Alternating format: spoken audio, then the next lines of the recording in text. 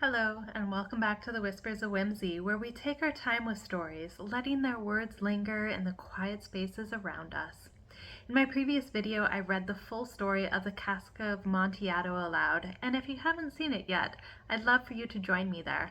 It's a gentle reading that lets you sink fully into Poe's dark world. Today, I want to talk about what makes this story enduring, and why personally it's my favorite of Edgar Allan Poe's works. At first glance, The Cask of Amontillado is a tale of revenge, simple, chilling, and meticulously plotted. But what makes it extraordinary, and what keeps me returning to it again and again, is Poe's masterful control over suspense and psychology. And if you haven't checked out this video yet, do it now because I'm going into some spoilers, and it will ruin the story for you. So Montresor, our narrator, lures Fortunato into the catacombs with charm and false warmth. We follow him step by step, yet we feel the growing tension, the cold inevitability of what is to come. For me, there's nothing more gripping than a story that is so tightly wound, where every word and every action, every pause contributes to the unstoppable momentum. That meticulous precision, that sense that Poe is guiding both narrator and reader towards a single, perfect conclusion, that's what makes this story unforgettable for me. What fascinates me the most is the way Poe structures suspense. Every turn in the catacombs mirrors Montresor's control and Fortunato's obliviousness. Even the carnival setting at the beginning, it's light, lively, full of music and masks. It contrasts beautifully with the deep, claustrophobic darkness that follows, making the descent feel both inevitable and terrifying. And what I find most chilling, and also strangely most human, is Montresor's revenge itself.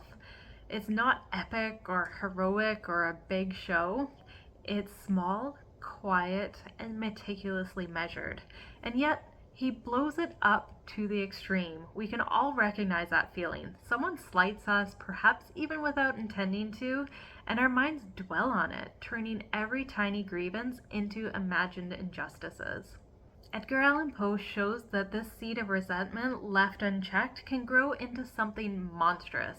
Montresor's act is horrifying, but it's also believable because it's so human to want that revenge, to want to act out the scenario in our heads when someone has hurt us.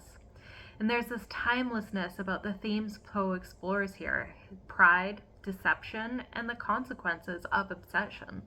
We're drawn in not only by the plot, but the insight into human nature, the patience of vengeance, the thrill of control, and the quiet terror of being completely unaware of danger until it's too late. Compared to many of his contemporaries, Poe's genius lies in his focus on the human mind and landscape of the story, and I talk about this in some of my other videos when I go on about Poe as well. It's not the catacombs alone that terrify us, it's Montresor's calm and his deliberate reasoning and the way he orchestrates every detail with quiet deliverance. That combination of meticulous structure, psychological insight, and unflinching realism is why this story remains my favorite, and why it keeps readers coming back story after story, time after time. If you enjoyed stepping into this dark little world with me, I would love for you to like this video, share it with fellow lovers of old stories, or subscribe so we can continue exploring these quiet, lingering corners of literature together here at Whispers of Whimsy. Thank you so much for joining me and for letting these shadows and stories fill a little space in your day. I'll see you next time when we wander into another world of words. See you then.